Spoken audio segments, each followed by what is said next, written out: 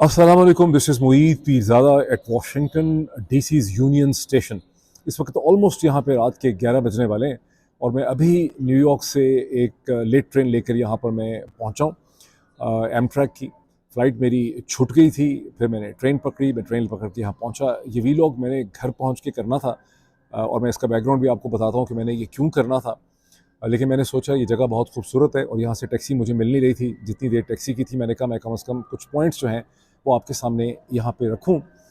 इसका immediate background ये है कि मैंने इससे पहले चंद घंटे पहले मैंने एक वीलॉग किया मुईद पीरज़ादा ऑफिशियल चैनल के ऊपर, जिसका उन्वान था fear of Imran Khan's bat driving generals mad and free advice to PTI lawyers. और उसमें मैंने एक मशवरा ये भी दिया कि पीटीआई की जो लीगल टीम है, मेरा मतलब ये नहीं था कि बैरिस्टर गौहर अली ख़ान जो अब एक दफ़ा फिर फॉर्मर चेयरमैन बन चुके हैं पीटीआई के, जब से इलेक्शन को नहीं माना गया और पेशावर हाई कोर्ट ने से एक फ़ैसला करवा लिया गया है, तो बहरहाल मेरा मतलब ये नहीं था कि गौहर अली ख़ान या पीटीआई की कोई मेन टीम जो है वो ट्विटर स्पेस पे बैठ जाए। हो सकता है वो लोग खुल के बात ना कर सकें, हो सकता है उनकी रिजर्वेशंस हों।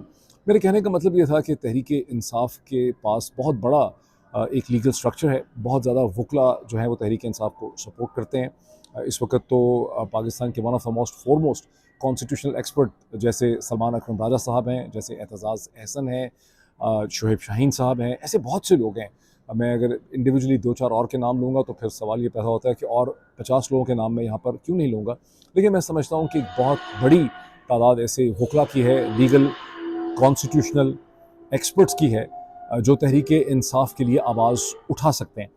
और मेरा मतलब कहने का ये था कि एक ऐसे स्टेज में जबकि अब हम 4 जनवरी 2024 में हैं और 9 जनवरी को पेशावर हाई कोर्ट के एक डिविजनल बेंच ने, और इसमें जो पॉजिटिव चीज़ हुई है कि जो डिविजनल बेंच है वो एक 3 मेंबर डिविजनल बेंच जो है वो कायम कर दिया गया है, जिससे खासी उम्मीद होती है कि पेशावर हाई कोर्ट के चीफ जस्टिस जो हैं उन्होंने इस मरहले को, इस डिसीजन को, इस पॉइंट को बहुत इंपॉर्टेंट उन्होंने समझा है। वो समझ रहे हैं कि ये पाकिस्तान की तारीख, पाकिस्तान की सियासत के लिए, पाकिस्तान की जमहूरियत के लिए और पाकिस्तान की रियासत के लिए एक बहुत इंपॉर्टेंट मौका है, जहाँ इस मुल्क की सबसे बड़ी सियासी जमात जो है उसे इलेक्शन में एक जमात की हैसियत से, बल्कि आप ये कहिए कि तहरीक इंसाफ को, अगर आप तहरीक इंसाफ ही ख़त्म हो जाती है तो उसके बाद तो फिर महज आज़ाद उम्मीदवार रह जाते हैं। तो इस मुल्क की जो सबसे बड़ी सियासी जमात है उसे एक साजिश के तहत, एक सोचे समझे स्क्रिप्टेड मंसूबे के तहत उसे इलेक्शन में पार्टिसिपेट करने से रोका जा रहा है। और इसी अहमियत के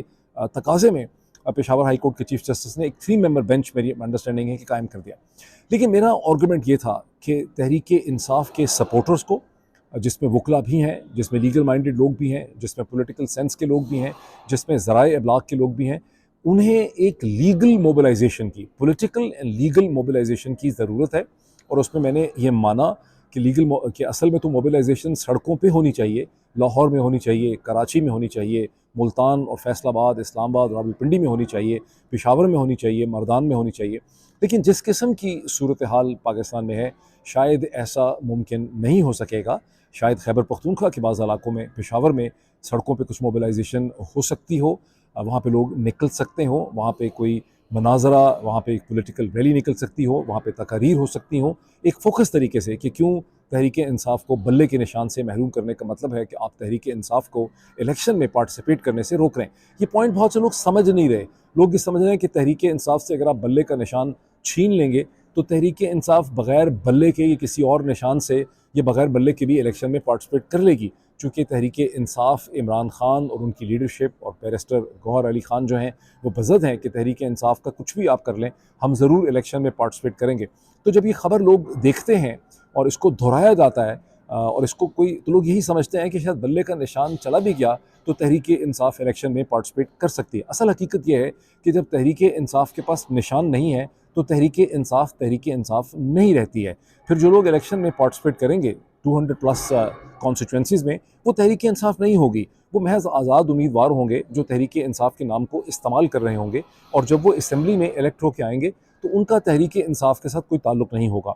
सो for all practical purposes, for all purposes, Tehreek Insaf को इस स्टेज पे गला घोंट के उसे ख़त्म किया जा रहा है। मैं नहीं समझता कि अक्सर लोगों को इसकी अंडरस्टैंडिंग है। अब जब बात कर देते हैं, चूँकि बाज़ लोग जो मेरे वीलॉग्स को फॉलो करते हैं वो बहुत पढ़े लिखे हैं, उनका बड़ा शऊर है, वो एजुकेटेड हैं, वो इन्फॉर्म्ड हैं, वो ये समझते हैं कि बाकी सारे लोग भी उन्हीं की तरह इन्फॉर्म्ड हैं। ये है कि आप अपनी ज़ात से एक ओवरऑल अवेयरनेस को मंसूब करते हैं।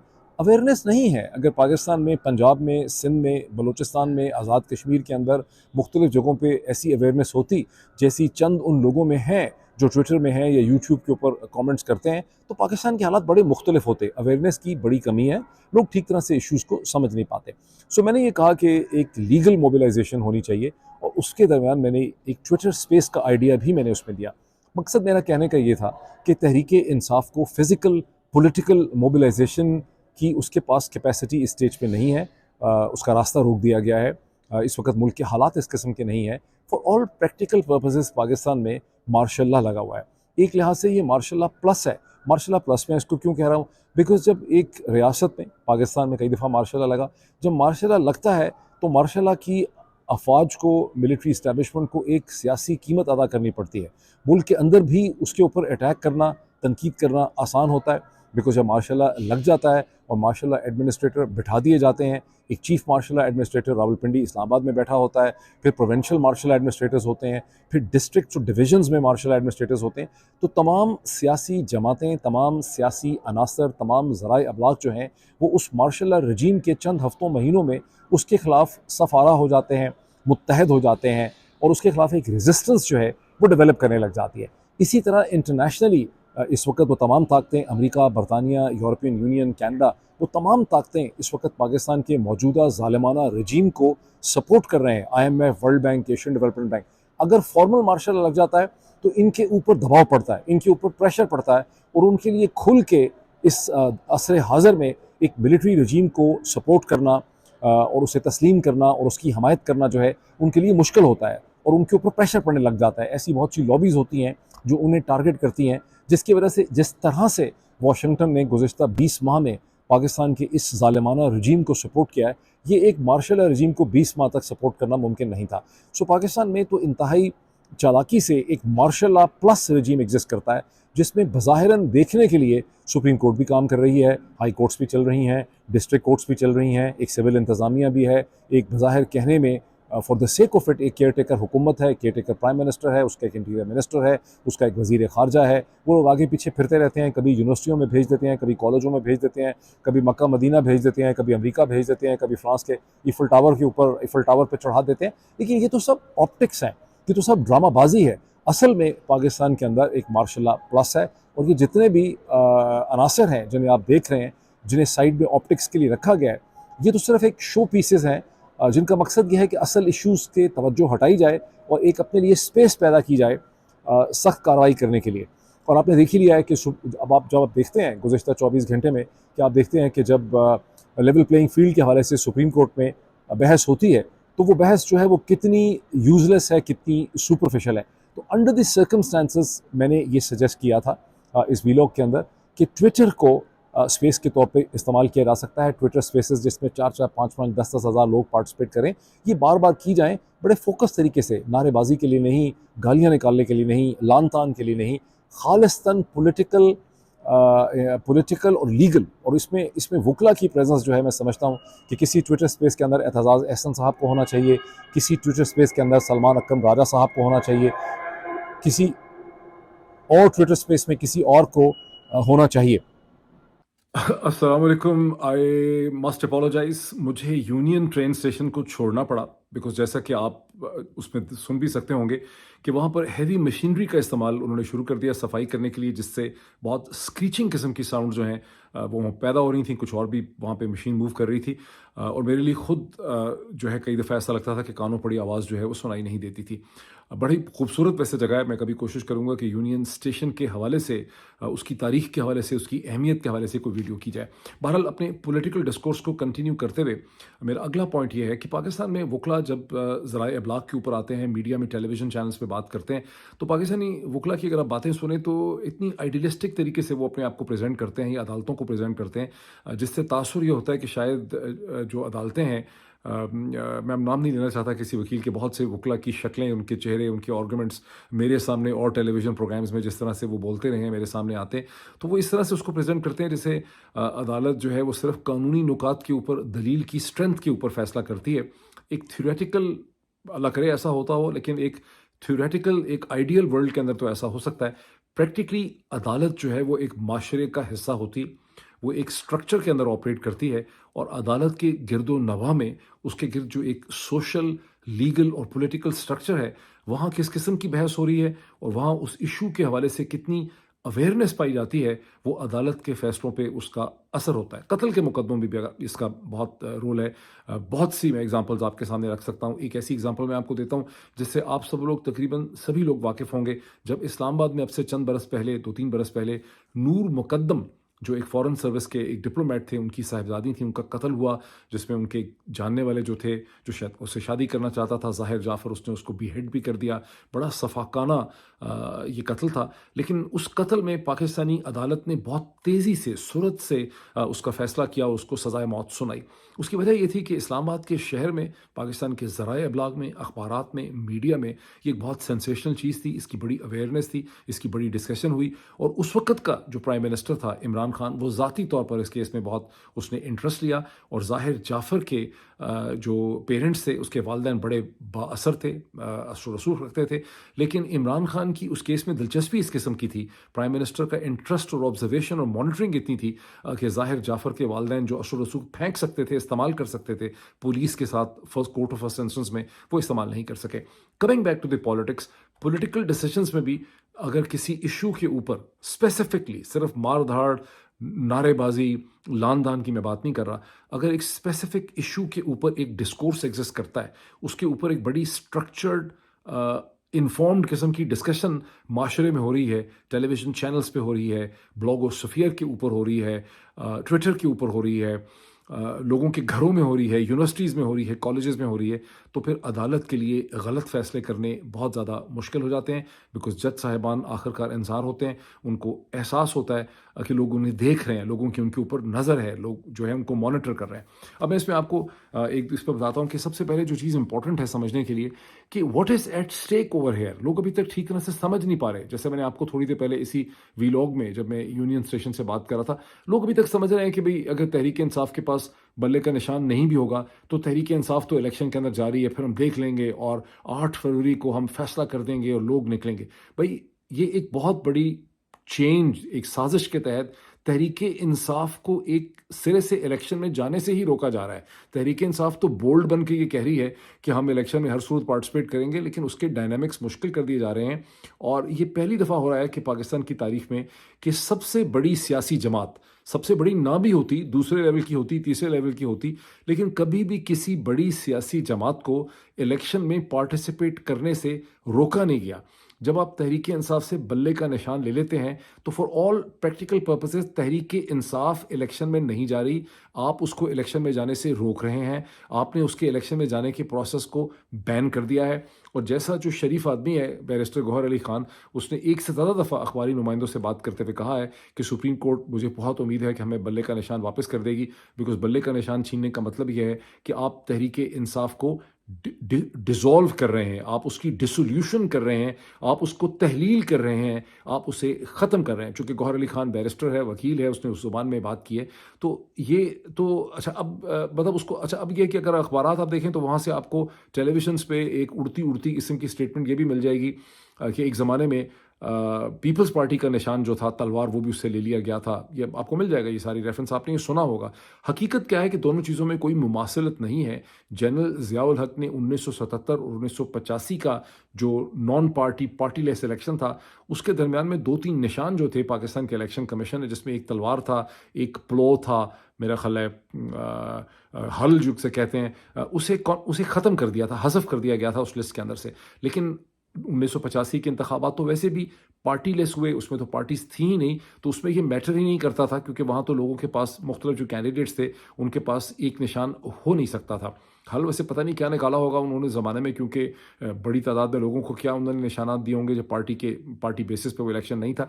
बहरहाल जब 1980 जब इंतखाबात का प्रोसेस दोबारा शुरू हुआ 1988 में, 1988 में, फिर 1990 में, फिर 1993 में, फिर 1997 में, फिर उसके बाद 2008 में, फिर 2013 में, तो पाकिस्तान पीपल्स पार्टी के पास तीर का निशान था। पाकिस्तान पीपल्स पार्टी एक सियासी इकाई की हैसियत से इलेक्शन में पार्टिसिपेट कर रही थी। और अभी आपने देखा है कि कुछ अरसा पहले, कुछ हफ्ता पहले पाकिस्तान पीपल्स पार्टी ने तलवार का निशान भी हासिल कर लिया, ताकि कोई और तलवार का निशान जो है वो इस्तेमाल ना कर सके। और इस वक्त कानूनी तौर पर दो किस्म की पाकिस्तान पीपल्स पार्टीज एग्जिस्ट करती हैं। एक पाकिस्तान पीपल्स पार्टी है जो बिलावल जरदारी भुट्टो की है, दूसरी PPP पार्लियामेंटेरियन है जिसको आसिफ अली जरदारी साहब हेड करते हैं। और गुज़िश्ता 24 घंटे में ये जो PPP पार्लियामेंटेरियन है, इसने नॉमिनेट कर दिया है बिलावल जरदारी भुट्टो को as candidate, as prime ministerial candidate on behalf of the PPP। वो खैर एक लंबी बात है, बात फिर करेंगे।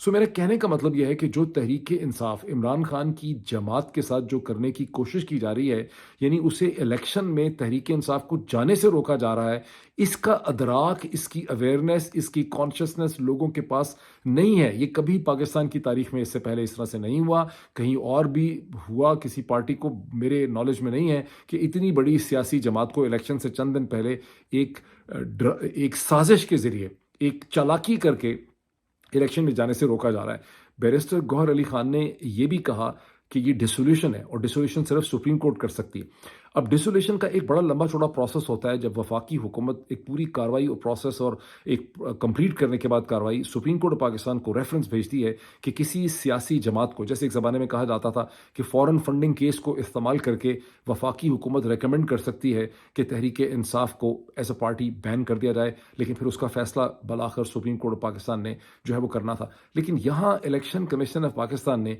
एक सोचे समझे मंसूबे और साजिश से एक चालाकी करके, बाकायदा मैं भी थोड़ा सा आपको मजीद इसके बारे में एक्सप्लेन करता हूँ, एक स्क्रिप्टेड प्लान के जरिए बगैर किसी प्रोसेस के बल्ले का मसला उठा के, निशान का मसला उठा के, इंट्रा पार्टी इलेक्शन को चैलेंज करके उन्होंने तहरीक इंसाफ को इस मुमकिन इलेक्शन में जाने से रोक दिया है। ये this is what they are exactly doing. अब इसमें ये देखें कि मैं देख रहा था कि डॉन अखबार जब भी इलेक्शन के हवाले से कोई चीज़ लिखता है, और डॉन में हमेशा 2-3-4 लोगों के उन्होंने कमेंट्स लेने होते हैं। उसमें एक कोई न्यूट्रल होता है, 3 यूली तहरीक इंसाफ और इमरान खान से शदीद नफरत करते हैं। तो उसमें अहमद बिलाल महबूब साहब का कमेंट जो है, नॉट डेट कि वो नेसेसरी नफरत करते हैं, लेकिन अहमद बिलाल महबूब साहब का कमेंट जो है वो हमेशा ले लिया जाता है। ये कंवर दिलशाद साहब का कमेंट ले लिया जाता है। तो अहमद बिलाल महबूब साहब का मैं कमेंट देख रहा था कि तहरीक इंसाफ ने बड़ी जल्दी में इलेक्शन करवाए। उनका इलेक्शन मैं देख रहा था कि डिफेक्टिव है, और उनके इलेक्शन मुझे लग रहा था कि ECP जो है उनके इलेक्शन को जो है वो चैलेंज कर देगी। ये कमेंट देख के पढ़ने वाले के जहन में लगता है कि शायद सब चीज़ें पाकिस्तान में नॉर्मल हो रही हैं, जैसे ECP में सारे हाजी बैठे हुए हैं, जैसे ECP को बड़ा जेन्युइन ऑनेस्ट किस्म का प्रोसेस कर रहा था, जैसे एक ट्रैफिक एक्सीडेंट के बाद पुलिस अपनी कार्रवाई करती है। हकीकत क्या है कि इलेक्शन कमीशन ऑफ पाकिस्तान ने, ECP ने एक सोचे समझे साजिश के प्लान के तहत पहले तहरीक इंसाफ का जून 2022 का इलेक्शन जो है उसको पहले लटका के रखा, फिर उसको एन नवंबर में जाके उसे कह दिया कि हम उसको नहीं मानते, और तहरीक इंसाफ को कहा कि 20 दिनों के अंदर आप अपने इंट्रा पार्टी इलेक्शन कराएं। किसी और सियासी जमात के साथ इस तरह से नहीं किया गया। और जो अखबारात में बकवास लिखी हुई है 8-10 और सियासी जमातों की, उन सियासी जमातों के वजूद से पाकिस्तान में कोई वाकिफ नहीं है। वो ऐसे ही है कि मैंने अपनी टांगा पार्टी बनाई है, अकेले ही मैंने पार्टी बना के उसको निशान करने के लिए चला गया, मैं मेरी बीवी ने कोई पार्टी बनाई हुई है। वो इस तरह की पार्टीज हैं जिनका बार बार इलेक्शन कमीशन जिक्र करता है। और अभी पेशावर हाई कोर्ट में जो जस्टिस एजाज खान साहब के सामने पिटिशन थी, वहाँ पर भी इलेक्शन कमीशन ने इसी किस्म की पार्टीज़ जो है, टांगा पार्टीज़ जो हैं, उनका जिक्र करने की कोशिश की है। लेकिन एक ऐसे वक्त में तहरीक इंसाफ को कहा गया कि आप 20 दिनों के अंदर अपने इंट्रा पार्टी इलेक्शन करवाएं, जब तहरीक इंसाफ शदीद मुश्किलात का शिकार थी। इमरान खान और उसकी तमाम सीनियर लीडरशिप जो है वो जेल में बंद थी। फुली चौधरी निज़ामुद्दीन के तमाम हरकारों को, और इलेक्शन कमीशन उन्हीं का टूल है, अच्छी तरह से पता था कि इस स्टेज के ऊपर तहरीक इंसाफ जो है वो उसके लिए इफ़ेक्टिव तौर पर इलेक्शन करना, कम्युनिकेट करना, लीड करना उसको खासा मुश्किल होगा। और फिर तहरीक इंसाफ ने जो जल्दी इलेक्शन करवाए, उसकी वजह ये थी कि उस इलेक्शन के अंदर जो intra party election Tehreek Insaf ने करवाना था, उसमें रखना अंदाजी करने के लिए, उसको फ्रस्ट्रेट करने के लिए, उसे तातुर का शिकार बनाने के लिए पूरी तैयारी थी जिसमें आपने अकबर एस बाबर और बहुत से और लोगों को देखा जिन्होंने उसके अंदर जाके स्पैनर फेंकने की कोशिश की। तो इसी वजह से तहरीक इंसाफ ने वो इलेक्शन जल्दी जल्दी करवाए और ये इनका स्क्रिप्ट था चौधरी निज़ामुद्दीन का कि आपने उसमें कोई एक्सक्यूज़ ढूंढना है और उसके बाद एक्सक्यूज़ ढूंढ लिया गया कि ये तहरीक इंसाफ के अपने ही कॉन्स्टिट्यूशन की खिलाफ वर्जी है, ये तहरीक इंसाफ ने इलेक्शन एक्ट 2017 की खिलाफ वर्जी कर दी है। तो ये सब एक स्क्रिप्टेड था और यही वो अवेयरनेस है जो लोगों के पास होनी चाहिए, इसलिए कि पाकिस्तान के जो बड़े अखबारात हैं, अंग्रेज़ी के हों या उर्दू के हों, वो ये अवेयरनेस लोगों को दे नहीं रहे। ये अवेयरनेस ज़ाहिर है कि टेलीविज़न चैनल भी नहीं दे रहे। ये अवेयरनेस या तो ब्लॉगोस्फीयर दे सकता है या ट्विटर स्पेसेस के ज़रिए आ सकती है, जहाँ चंद हज़ार पढ़े लिखे लोग जब आपस में इस चीज़ को डिस्कस करेंगे तो लोगों की एक अवेयरनेस जो है वो इस हवाले से बढ़ने लग जाएगी। और जब तक ये अवेयरनेस नहीं होगी, वैसे तो पेशावर हाई कोर्ट के चीफ जस्टिस ने जो 3 मेंबर एक बेंच बना दिया है, ये उन्होंने एक बहुत अच्छा काम किया है। उन्होंने एक भरपूर मौका दिया है इस कॉज को in the best interest of Pakistani federation and democracy. लेकिन जब तक मैं समझता हूँ कि एक बहुत बूस्टेड पब्लिक अवेयरनेस नहीं होगी, यहाँ पर रिलीफ जो है वो नहीं मिल सकेगी, बिकॉज इश्यूज़ की अंडरस्टैंडिंग नहीं है। मैं लास्ट एक पॉइंट करूँ कि चंद दिन पहले जब पेशावर हाई कोर्ट का पहला डिसीजन 26 दिसंबर का आ चुका था, तो तहरीक इंसाफ के एक इम्पॉर्टेंट जो लीडर हैं उनसे मेरी बात हुई तो उन्होंने मुझे ये कहा कि मैं ये समझता हूँ कि अब कम से कम बल्ले की निशान वाली बात जो है ना, पेशावर हाई कोर्ट ने चूंकि एक डिसीजन कर दिया है, उन्होंने एक स्टेज सेट कर दिया है और सुप्रीम कोर्ट बाकी जुडिशरी इसके अंदर इंटरफेयर जो है वो नहीं करेगी। असम्पशन उनकी ये है कि ये एक हर्डल रेस है जिसमें चौधरी निज़ामुद्दीन और इस्टेब्लिशमेंट थोड़ी थोड़ी देर के बाद सरेंडर कर सकते हैं। हकीकत इसके बिल्कुल बरक्स है। तमाम तर हथकंडे इस्तेमाल करने के बाद चौधरी निज़ामुद्दीन और उसका पूरा जो सिस्टम है वो इस नतीजे पर पहुँचा है कि अगर तहरीक इंसाफ बल्ले की निशान के साथ अपने सियासी वजूद के साथ इलेक्शन में जाती है तो किसी किस्म की रिगिंग और धांधली काम नहीं आएगी। इसलिए उन्होंने उसका हल यह निकाला है, 2 चीज़ें की हैं। एक तरफ बल्ले का निशान छीन रहे हैं, दूसरी तरफ से जितनी भी की लीडरशिप है जिसमें आप देख रहे हैं 650 से ज़्यादा लोग जो हैं उनके कागजात नामजदगी जो हैं वो रद्द कर दिए गए हैं। तो जो भी काबिल ज़िक्र स्ट्रॉन्ग मशहूर लीडरशिप है उसको इस इलेक्शन में जाने से रोका जा रहा है ताकि टोटल नॉन एंटिटीज़ कमज़ोर किस्म के लोग जो हैं वो तहरीक इंसाफ का वज़न इस्तेमाल करते हुए असम्बली में आ जाएं और उसके बाद चौधरी निज़ामुद्दीन के हरकारे उनको गर्दन से पकड़ें और अपनी मर्ज़ी से वहाँ पर सियासी जो है इल्हाक बनाएं। क्या ये कर पाते हैं, क्या नहीं होता, ये तो खैर खुदा बेहतर जानता है। लेकिन ये मेरा मकसद था कि एक अवेयरनेस होगी तो अदालत फ़ैसला कर सकेगी, अवेयरनेस नहीं होगी तो पेशावर हाई कोर्ट हो या सुप्रीम कोर्ट हो, कोई भी सही फ़ैसला नहीं हो सकेगा। Thank you.